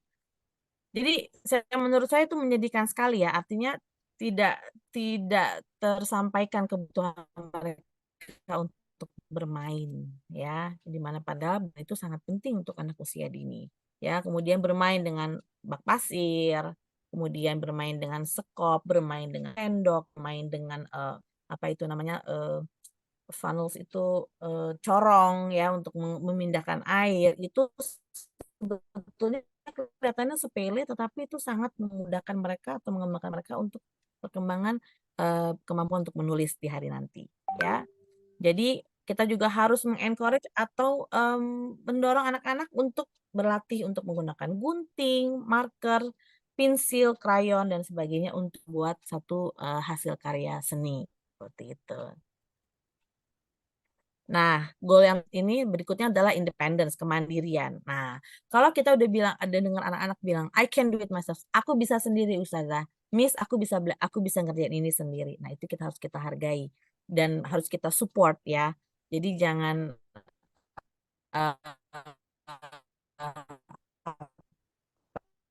ya, kadang-kadang kan orang tua murid suku juga kita harus bisa memberikan lingkungan yang bisa menstimulasi anak-anak untuk bisa melakukan semua kegiatan mereka secara mandiri ya. Jadi makanya tadi saya bilang rak-raknya kalau bisa ukurannya jangan terlalu tinggi supaya mereka bisa mengambil semua barang sendiri, kemudian bisa mengembalikan mainannya sendiri, kemudian untuk di rumah mungkin kita bisa menginformasikan kepada orang tua untuk bisa dibantu. Artinya sama nih, ada kesinambungan sekolah dengan di rumah ya, seperti itu. Kemudian jangan kita bantu semua kegiatan yang memang kira-kira anak itu sudah bisa mengerjakan sendiri ya. Jadi misalnya tadi membawa tasnya sendiri, mengembalikan mainan kepada raknya atau mengambil mainan sesuai yang mereka inginkan atau mereka butuhkan, biarkan mereka mengerjakan semua itu dengan mandiri seperti itu. Selanjutnya, nah, apa sih kira-kira tanda-tandanya anak itu sudah bisa bekerja secara mandiri ya? Artinya anak itu kalau kita lihat sudah bisa menikmati pekerjaannya. Jadi, nah bedanya anak-anak dengan orang dewasa, kalau anak-anak itu kan proses ya, mereka menghargai proses. Sementara orang dewasa itu yang penting hasilnya, yang penting bisa apa gitu ya, tanpa menghargai proses yang mereka sudah lakukan gitu. Jadi kita juga harus bisa berkontribusi untuk membangun kemampuan sosial mereka sendiri gitu ya. Jadi mereka bisa percaya diri gitu ya untuk tampil, "Saya udah bisa loh bawa tas saya sendiri, saya udah bisa loh minum atau makan sendiri," seperti itu ya. Anak-anak itu lebih menyukai kegiatan-kegiatan yang bermakna melalui permainan, kembali lagi dengan main. Jadi, biarkan mereka untuk membantu misalnya waktunya istirahat atau waktunya snack time misalnya di sekolah ya, biarkan mereka bantu kita untuk set the table atau mungkin, atau misalnya sekedar untuk memimpin doa, misalnya seperti itu, bersama dengan gurunya, bersama dengan orang dewasa, ya. Kemudian children learn from watching and imitating. Jadi benar-benar anak itu belajar dengan imitasi, menirukan, dan melihat, memperhatikan gitu ya. Mungkin kelihatannya, dia nggak pernah perhatiin kita deh kayaknya di kelas ya, belum tentu, karena mungkin di sekolahan dia diam, dia merekam. Kemudian ketika sampai rumah, dia memutar kembali rekaman yang tadi dia dapat di sekolah. Jadi jangan beranggapan bahwa anak yang diam saja itu berarti tidak ada perkembangannya, belum tentu, karena mungkin dia menumpahkan itu di rumah bukan di sekolah, ya. Ya, kemudian ini ada video sedikit singkat bagaimana kelas Montessori itu seperti apa. Boleh di-play nggak? Bisa di-play, bisa nggak? Oke.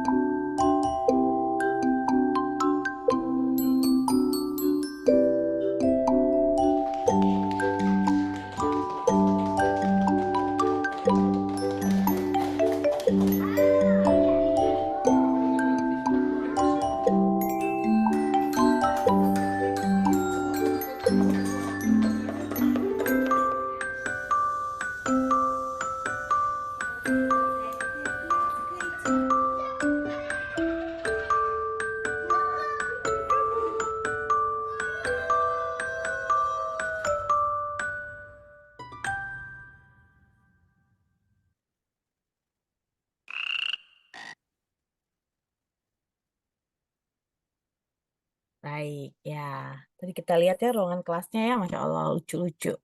Nah, itulah gambaran kurang lebih apa yang terjadi di kelas yang menggunakan metode Montessori ya. Kemudian metode Montessori itu dibagi menjadi 5 area pembelajaran, yaitu practical life exercise, sensorial, math, language, and culture. Culture itu maksudnya sosial budaya ya. Budaya juga bukan berarti belajar budaya orang lain, bukan. Tapi ada juga belajar tentang sejarah bagaimana bumi ini terbentuk, kemudian apa namanya itu nama-nama benua dan seperti itu ya. Bagus sekali ini metodenya. Nah, yang akan kita bahas berikutnya adalah practical life exercises atau apa ya latihan eh, kegiatan yang dipraktekkan dalam kehidupan area, yaitu development of motor skill atau perkembangan motor skill. Kemudian care of the environment, kepedulian terhadap lingkungan, care of self, kepedulian terhadap diri sendiri, kemudian social grace and courtesy, artinya kemampuan untuk bersosialisasi. Ya, itu 4 area yang dipelajari di practical life exercises. Nah, ini contoh-contohnya, seperti misalnya menggunting ini development of motor skill, kemudian ada memindahkan kancing ya menggunakan apa itu namanya pinset ya, itu untuk melatih mereka sebelum mereka belajar, kemudian mencuci piring, kemudian memindahkan blok kayu, balok kayu dengan tong atau penjepit, kemudian juga belajar untuk memindahkan air dari satu wadah ke wadah yang lain. Ini contoh-contohnya. Next. Nah, inilah berikut ini manfaat dari kegiatan-kegiatan dalam practical life exercise. Nanti mungkin slide-nya bisa dibagikan saja sehingga saya tidak perlu membacakan satu-satu ya. Nanti Ustazah semua bisa membaca sendiri. Banyak sekali manfaatnya. Yang pasti memang ini adalah kegiatan untuk yang lebih dominan adalah kemandirian dan belajar untuk persiapan untuk menulis sebetulnya dari practical life exercise ini. Banyak sekali. Nah, ini salah satu quotation dari Maria Montessori yang saya ambil yang sangat menarik buat saya. The hands are the instruments of man's intelligence. Jadi anak-anak belajar melalui tangan mereka sendiri. Jazakumullahu khairan. Wassalamualaikum warahmatullahi wabarakatuh. Waalaikumsalam warahmatullahi Waalaikumsalam warahmatullahi wabarakatuh. Masya Allah, amat luar biasa ya dari Ustazah Revi. Ustazah sekalian, mari sama-sama kita dengarkan dulu CV dari Ustazah Revi. Silakan Ustazah Fitri.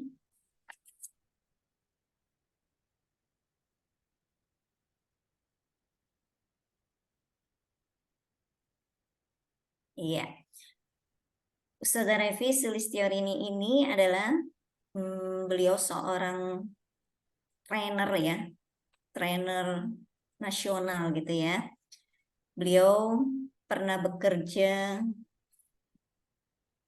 melaksanakan pendidikan yang pertama yaitu tahun 2004 sampai 2005 sampai dari 2002 ya sampai 2005 sebagai pendidikan modern Montessori internasional di Singapura gitu ya, Masya Allah. Kemudian beliau juga bekerja dari tahun 2004 sampai 2012 sebagai training dan workshop ya. Kemudian beliau juga dilanjut Ustazah.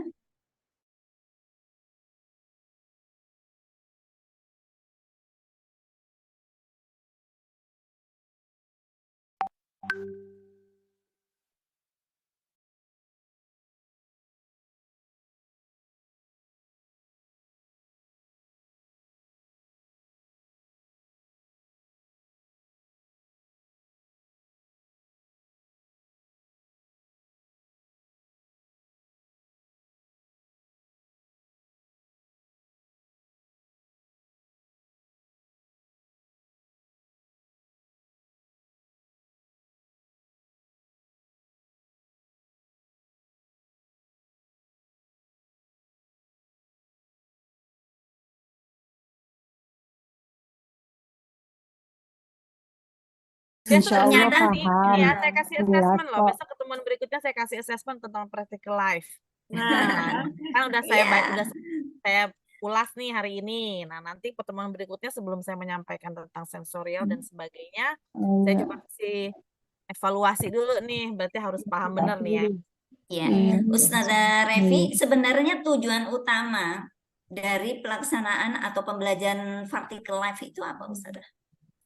Intinya sebetulnya adalah anak ini harus dihargai sebagai manusia seutuhnya.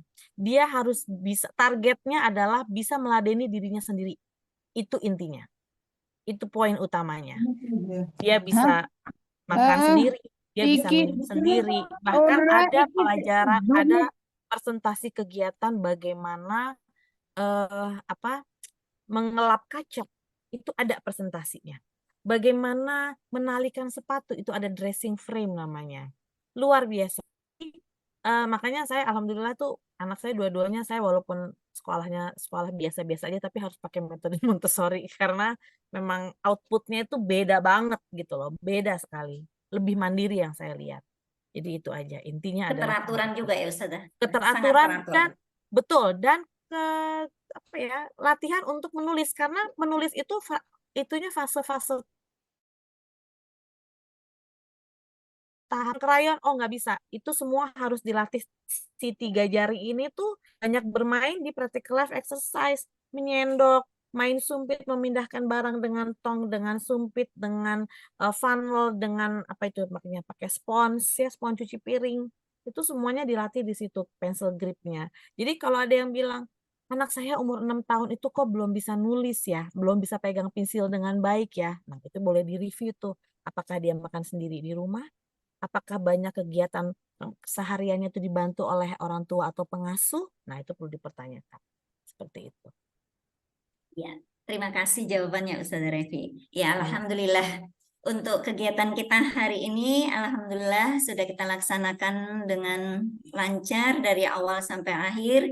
Cuma memang mungkin tidak ada yang belum mendapatkan kesempatan Ustazah masuk hari ini karena kuota Zoom-nya mungkin ya yang belum memenuhi standar. Hari ini ternyata dari teman-teman itu amat-amat luar biasa, 180 lebih Ustazah hari ini yang mendaftar gitu, tapi yang bisa masuk hanya 100 peserta gitu. Mohon maaf sekali lagi. Mudah-mudahan nanti pekan depan insya Allah akan kita lanjutkan. Untuk kegiatan ini memang yang sistemnya online tetap berkelanjutan. Begitu ya Ustazah rahimakumullah. Mudah-mudahan nanti dipersiapkan pertanyaan-pertanyaan yang memang membuat narasumber ini gitu kan lebih tertantang lagi gitu. Lebih tertantang lagi untuk memberikan sesuatu yang luar biasa kepada kita semua pada pekan-pekan berikutnya. Mungkin ini yang dapat kita berikan pada hari ini sebelum ditutup. Mau Ya. menambahkan Bu, Oh, ya. sebenarnya terkait dengan kalau kita bicara guru PAUD itu ada yang harus PR besar dan pemerintah yang harus perbaiki, itu 2 hal terkait dengan karakter dan literasi. Jadi memang guru PAUD itu, mohon maaf saya tidak tidak menjudge guru PAUD yang ada di sini, tetapi bicaranya guru PAUD yang ada di Indonesia gitu ya. Itu rendah untuk pendidikan karakter dan budaya literasi membaca. Gitu. Jadi contohnya kalau kita share terkait dengan regulasi atau Permendikbud terbaru gitu ya. Misalkan saya share gitu ke grup. Itu kan sebenarnya bisa dibaca gitu. Tapi nanti yang mana ya Bu gitu kan, apalah segala macam, yang penting buat fotokopi ada di sekolah udah selesai punya gitu. Jadi kalau misalkan saya kunjungan atau mungkin kegiatan magang atau apa gitu, itu hal-hal yang sebenarnya yang sederhana yang belum mereka, bukan tidak pahami, tapi memang tidak mereka lakukan gitu dan tidak baca gitu. Dan termasuk juga karakternya, bagaimana kalau kita bicara 4 kompetensi kan memang pasti semua guru harus memiliki itu ya.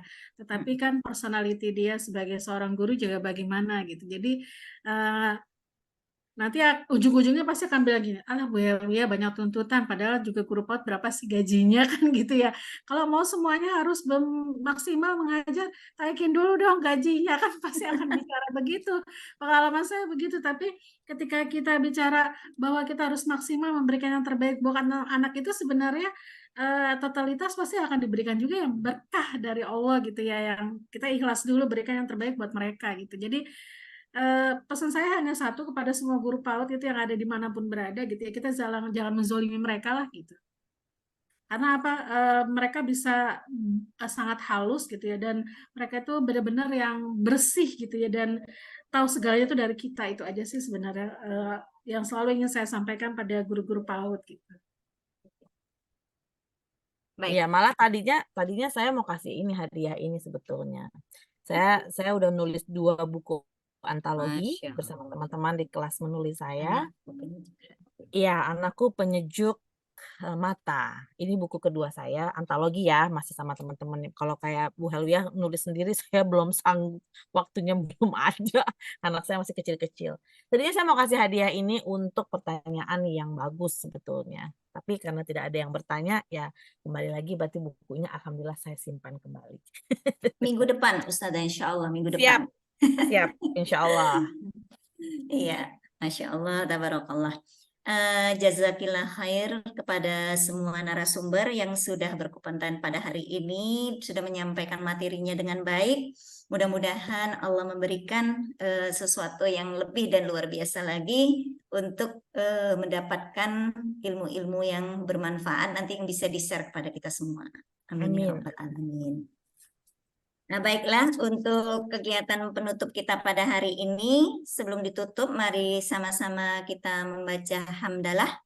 Alhamdulillahirabbil alamin. Dilanjut dengan doa kafaratul majlis. Subhanakallahumma wa bihamdik asyhadu an la ilaha illa anta astaghfiruka wa atubu ilaik. Ustazah rahimakumullah, mari kita tutup dengan bacaan. Setelah ditutup dengan bacaan basmalah, maka saya akan memberikan salam. Billahi taufiq wal hidayah. Wassalamualaikum warahmatullahi wabarakatuh. Waalaikumsalam warahmatullahi wabarakatuh. Insya Allah kita akan bertemu kembali pada Jumat yang akan datang.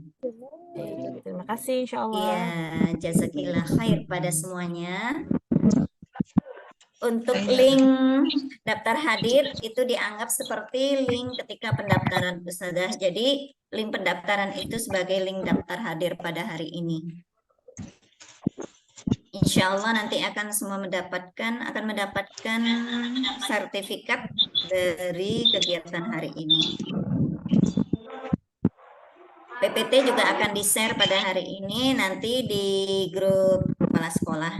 Nanti bisa dari kepala sekolah men-share ke grup guru gitu ya.